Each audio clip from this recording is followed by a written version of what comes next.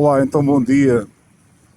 Nesta sexta-feira, 13 de fevereiro, no dia em que toda a gente está com medo das cheias na baixa da cidade de Coimbra, eu estou aqui neste sítio tranquilo que se chama Poldarzila e que é responsável, no meu ver, pelas cheias que depois se registram até à baixa. E vou explicar porquê. Esta zona... Nesta zona vem desaguar uma série de ribeiras que fazem com que o Poldarzila fique numa cota superior ao rio Mondego. E, portanto, a água daqui nunca é escoada e é sempre aqui que começa o problema das cheias. Porque é a primeira estrada que fica inundada sempre que se registram valores elevados de pluviosidade. Já assim aconteceu logo na tempestade Christie, esta parte ficou inundada e, portanto, enquanto esta parte não escoar, Montemor terá sempre problemas. Continuando para norte, vê-se ali um dos disparates da APA, em que travou que a ribeira que é proveniente ali da zona da Anobra entra no rio.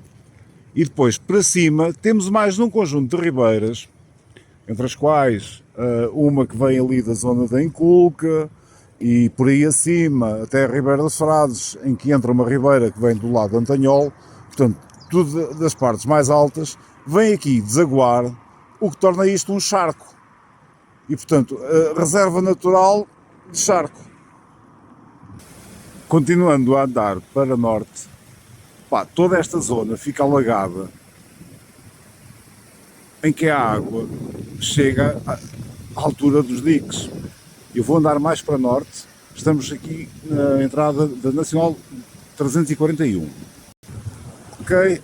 Então, e o que é que acontece a norte, andando para norte em direção a Coimbra? Isto começa a alagar tudo. E reparem, o rio, a água, porque o rio passa mais à frente, isto começa a confundir-se tudo, canais com rio, com diques, porque a água começa a transbordar e, portanto, isto começa a andar para norte e vai inundar zonas mais a norte. Eu estou neste momento nos campos agrícolas do Amial e, portanto, esta zona, da zona do emparcelamento, além de servir como tampão, é uma zona em que a população que vive aqui vai medindo através das tacas o caudal dos rios. Rigor científico não tem, obviamente, mas é uma população que vive há décadas com a questão das cheias do Baixo Mondego.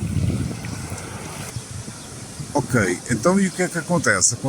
Continuamos a andar para o norte e os campos continuam a alagar.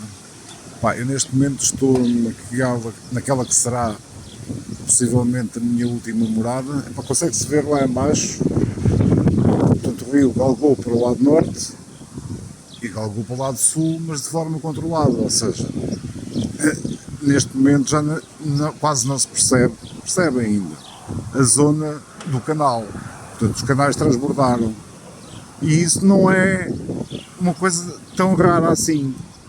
Portanto, esta malta aqui já está habituada, de certa forma, a lidar com estas enchentes. O rebentamento de um dique, jusante logo da ponte a sul, é que seria um grande problema, mas isso já não vai acontecer, garantidamente, porque já arrebentou para o lado de lá, ali já absorveu. Quem é que vai ter imensos problemas? Vai continuar a ter imensos problemas toda aquela zona de Eireira, portanto tudo que é Montemor e Sor, porque também não consegue escoar, toda essa zona é que pode ser afetada e continua a subir e tem que ir medindo os caudais, como é óbvio. Prosseguindo, e aqui portanto andando de este para oeste, ou de norte para sul, aquela parte que vocês veem das árvores a meio é a zona dos diques, portanto é por ali que é canalizado o rio, percebe-se que transbordou, transbordou para um lado e para o outro, sendo que lá ao fundo são três localidades, são três santos, é o São Martinho de Árvore, São João do Campo e penso que São Frutuoso ou outro santo qualquer, não é relevante. Dos rios para as populações, portanto, há sempre alguns anéis naturais, outros nem tanto. Portanto, há sempre árvores que eram um canal ou aquilo que chamam as valas, depois mais abaixo há a estrada do campo, que neste momento está intransitável, e há a linha férrea, e depois então a Nacional 341, que funcionam como anéis, ou seja, se o rio continuar a subir, que vai continuar provavelmente, mas não muito, portanto vai gradualmente subindo até chegar a esta zona, a zona da linha férrea, a zona da 341, e aí pronto, a malta que vive aqui próximo tem que puxar as coisinhas mais para digamos, para o interior. Agora, não é nada que já não tínhamos vivido, apesar de, lá está, é um problema que não parece queiram resolver tão depressa. E insisto nesta zona porque, sem querer ser alarmista, aquilo que pode acontecer é, como as águas continuam a vir em direção à estrada, quer para um lado, quer para o outro, a estrutura de gás está ao longo do rio até Coimbra.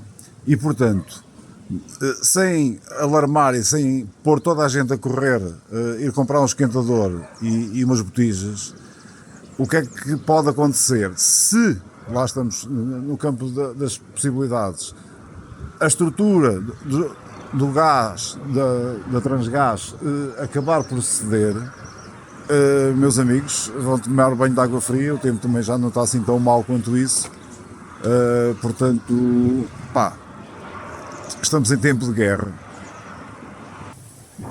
Portanto, aquilo que aconteceria em caso do arrebentamento do dique para a margem esquerda é que a partir desta zona, aqui à minha direita está a 1, ali à frente estão as obras, já lá vou passar, mas toda esta zona, à semelhança do que aconteceu em 2001, seria a zona afetada pelo arrebentamento na zona dos Casais. Se o arrebentamento ocorresse noutro local, obviamente poderia ser noutra zona, sendo que aqui é talvez a parte mais baixa, na margem esquerda, a seguir à ponta autoestrada. Estão lá a decorrer trabalhos e a malta fica chateada. Portanto, ela ruiu ali à frente, ao quilómetro 278, lá mesmo embaixo. O que aconteceria se o dique dos Casais colapsasse aqui para esta margem, como partia o cimento, criava-se uma força de água, uma massa de água, digamos assim, que ia inundar toda esta zona a partir daqui, em direção aos Carregais, que já vou mostrar a seguir. Ao longo destes campos, portanto, isto iria absorver essa massa de ar até chegar às casas. E isto é o normal aqui na zona em que há esgotos, de estar a transbordar assim. Em 2001, esta zona é que sofreu o primeiro impacto, até ali à Estrada Nacional, e estas casas tiveram água com 1 metro e tal, perto de 2 metros. Portanto, esta zona ainda foi afetada, toda esta zona por aqui abaixo, em direção às casas. Isto aqui que é Taveiro, dentro da Ribeira de Frades, ou seja, há aqui uma espécie de ilha administrativa, funciona com que Taveiro esteja dentro mesmo da freguesia da Ribeira de Frades. Podia ter resolvido. Só para terem uma ideia, em 2001, quando o dique colapsou para o lado de cá, esta casa foi atingida com cerca de 1 metro, 1,20 m, em que as pessoas fizeram um cordão humano para se resgatarem. Ora, então, para concluirmos a história dos vídeos e das cheias, pá, eu trouxe-vos aqui uma zona que ao longo dos anos, décadas ou mais, viveu com a questão das cheias do Baixo Mondego. Isto é malta ligada à agricultura e cultivam terrenos desde aqui de Ribeiro de Frades até lá abaixo, Arzila, portanto, esta zona em que ocorreu o emparcelamento. E é a malta que está habituada a acordar com, às vezes, o rio durante a noite em casa. E, portanto, eles têm sido, ao longo dos anos, uma espécie de guarda-rios aqui desta região. Porque sempre que notam um aumento do caudal, eles próprios têm um sistema curioso de estacas, em que vão medindo e, portanto, em situação extrema, preparam as coisinhas e saem durante a noite. Alguma desta malta que eu conheço aqui tem mesmo pequenos barcos, porque antigamente estavam habituados a ter que se raspar de casa assim que o rio rebentava. Rebentar o rio não é nada de outro mundo, porque sempre o rio galgou margens. A questão é o impacto com que a água chega depois aos sítios. Pá, eu estou em linha reta 50 metros para aí, talvez, aqui nesta zona talvez mais, talvez 100 metros, mas ali à frente eu consigo ir e já estive junto ao rio.